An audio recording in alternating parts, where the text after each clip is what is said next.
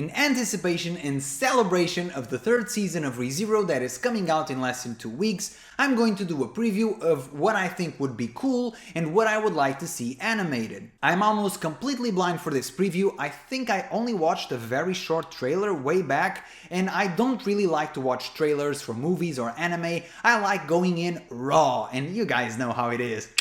And you know, I actually don't know how it is. I am still in the hand-holding stage. Have been for many years. It's just already too much for me. But, you know, I've heard excellent feedback from the raw performance. And, yeah, let's just move on.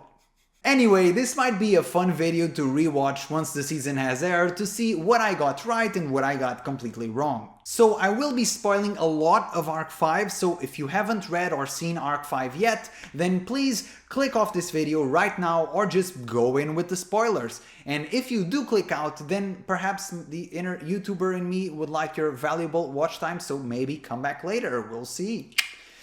So now, without further ado, let's get right into it. Starting with volume 16, this volume is very heavy on slice of life scenes, and I expect a lot of them to be either completely cut or shortened, but to be honest, I don't think this affects the viewer's experience much. In the books, because it's a literary medium, arcs feel more dense, so having arc 3 and 4 back to back felt like a very exhausting, intense ride, almost as intense as it was for Subaru. In the novels, I think it was totally fine and a nice break in pace to have volume 16 be a more chill volume to lay the groundwork for future arcs and to sort of reintroduce some characters. In the anime, there's been a 3-year hiatus ever since the second season, so I think people are hungrier for actual content and don't need as much of a rest stop, if that makes sense. If they are going to adapt the entire arc, and keep in mind, I don't think you can ever really adapt a book into an anime one-to-one, then if they have to cut or trim some things,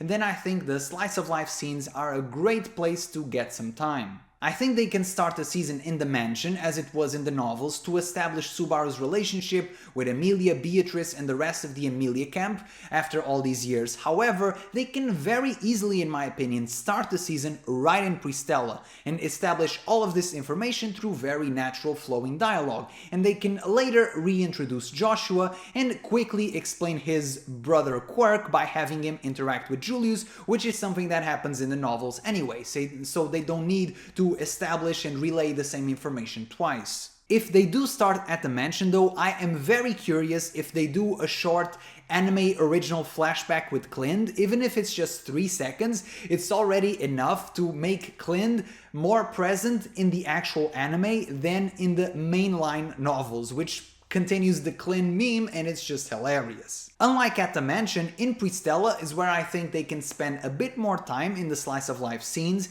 because Arc 3 aired like, what, over 8 years ago? So I think a lot of these characters may need a little bit of a soft reintroduction to refresh audience's memory. Also, these scenes with the royal candidates just hanging around are the ones with the most fan service and the ones that fans are likely looking forward to the most, so I get it if they spend a little bit more time with them. Speaking of reintroductions though, there are 2 characters which I'm very curious about to see how they will handle, and it's obviously Liliana and Al. For Liliana, I thought it was already quite lame in the novels to reference this character from a side story, which I guess a lot of people perhaps didn't read, but even then they at least name-dropped her way back, I think in volume 4. However, in the anime there was never any mention of her, so I'm curious to see how they handle this situation.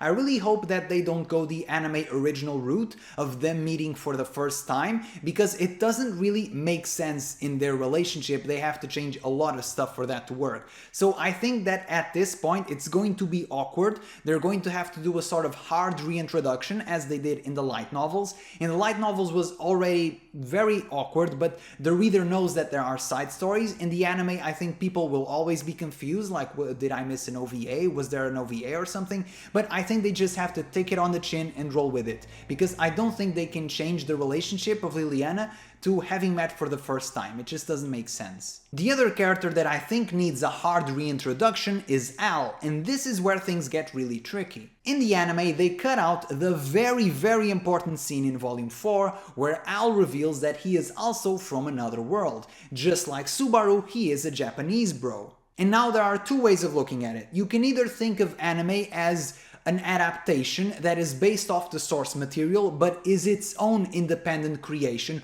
or if you're very cynical and if you're like a jaded fan or a jaded executive at a corporate room board, then you can think of anime as merely a glorified advertisement to sell whatever the source material is, be it manga or light novel, whatever. I think most people would agree with me when I say that I prefer anime to be the former. Yes, faithful to the source material, but also its own thing that has its own canon and doesn't need homework for understanding. Something that can stand on its own merit.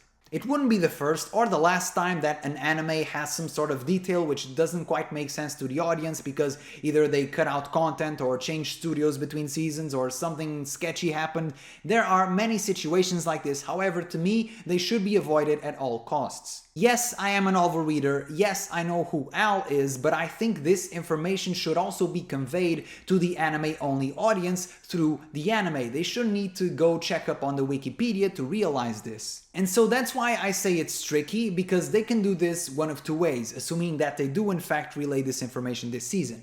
They can either, one, do a slight adaptation of the original scene from Volume 4, and obviously change the context here because they're in Prostella and all that, but sort of do a rendition of that here, or go for a completely anime original scene. Either way, I'm hoping they do a good job, and I'm hoping that this is in fact said during the season, because I think it's just super lame that they never address cut content. For the final scene of the volume, I expect it to be very eerie and very creepy, as only Rezero can be, and I'm really curious to see who is Sirius's voice actress. Is it the same person that did the voice for Fortuna? This is another hint that readers did not have access to, and yes, I know that by the time I am uploading this video, this information is probably already out there, but still, I want to go in and be surprised. And before I move on to Volume 17, I just want to quickly address the character designs. Once again, if you browse social media and the mystical algorithm knows that you're an anime fan, then you will see things whether you want to or not. For example, I have seen multiple spoilers for Jujutsu Kaisen. I have never in my life read that manga.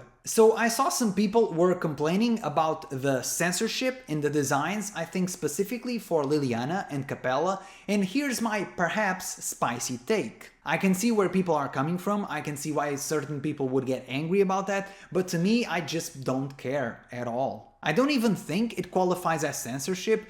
To me, censorship would be, for example, cutting out a lewd scene, or changing a dialogue to be way softer than it was in the original. Obviously I'm biased. If you saw my novel reviews, then you know that I'm not a huge fan of Capella's promiscuous clothing, even though she's older or whatever. I just think it's off-putting. I personally don't care. I just think it's a small design change which doesn't change much either way. If anything, it just makes Rezero more palatable to a more general audience, which is always good as long as we're not sacrificing the core of the story, which we're obviously not. It's a very small change. And for those of you that very much like the designs from the light novel, then they're there in your shelf. Nobody will come during the night and redraw them. So everything's cool. If there was an egregious character design change, like for example Reinhard having blue hair for some reason instead of his iconic red hair, then yes, I would have a problem with it.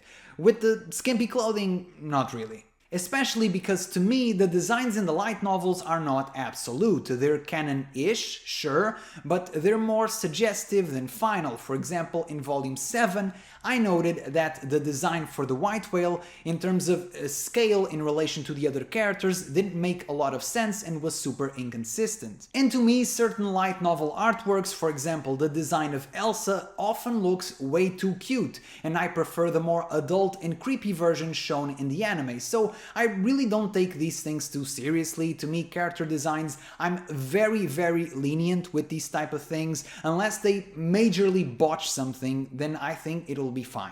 Now, for Volume 17, my major concern is that they don't cut too much into Garfield's screen time. I understand if they do. His storyline is arguably less important than the storyline of the witch cult or the Astrea family soap opera, of course, but I think Garfield's character growth is very important for this arc and for future arcs to come, especially after Arc 4, which is the last thing that the anime only saw. So I'm really looking forward to Garfield's storyline. I like it a lot. It's to me one of the highlights of Arc 5, so I'm really hoping they don't cut it. I don't mind if they cut the sort of extra epilogue-ish chapter at the end of volume 20, which, if I believe from my comment section, was not even in the web novel, so they can cut that, I guess, but the main meat of the thing in Arc 5 I think should stay. This volume in particular should have some great voice acting from Sirius, Garfield, Wilhelm, Capella, even Regulus, so I'm expecting a lot of great performances. Speaking of Capella though, I am very curious to see how they adapt the flies, which in the light novel illustration it was very tame compared to what the description in the actual novel entailed, so I'm very curious to see what they do in the anime, because they can make it range from okay, that's pretty bad to oh my goodness, that is absolute nightmare fuel. So let's see where they go in this spectrum. Volume 18, and this plus the next one is where I believe we'll see a bit of trimming. If any character storyline has to be cut down, then come on, it has to be Liliana.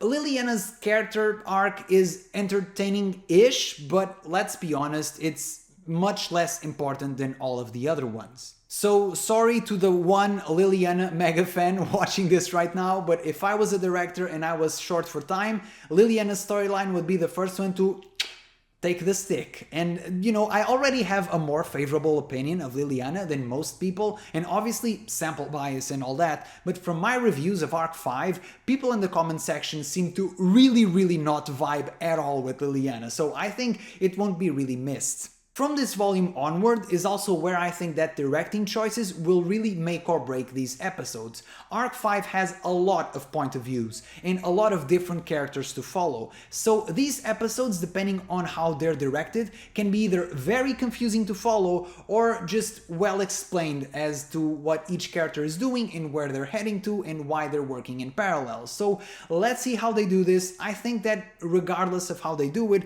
Arc 5, much like Arc 4, because of the multitude of characters that it has, will be a better watch as a binge than as a weekly watch, but let's see. Also, this volume is where Subaru delivers his iconic passionate speech, and this to me is by far the single most important voice acting performance in the entire arc, with the second one being Wilhelm in volume 20. If you saw my review of volume 18, then you know I'm a bit conflicted because I realize the importance of this scene, I realize how much it fits the character, I even like this scene, but I just don't think the script, as in the actual words being said by the character, is super strong. The quality of this speech, in my opinion, relies almost completely on the voice actor because it's not a very logical speech, it's also not super fiery motivational speech, it's more something that is very deeply human relatable and aims more at targeting your emotions. This comparison is a bit of a stretch, but if you ever saw The Legend of the Galactic Heroes, there is a scene in one of the early episodes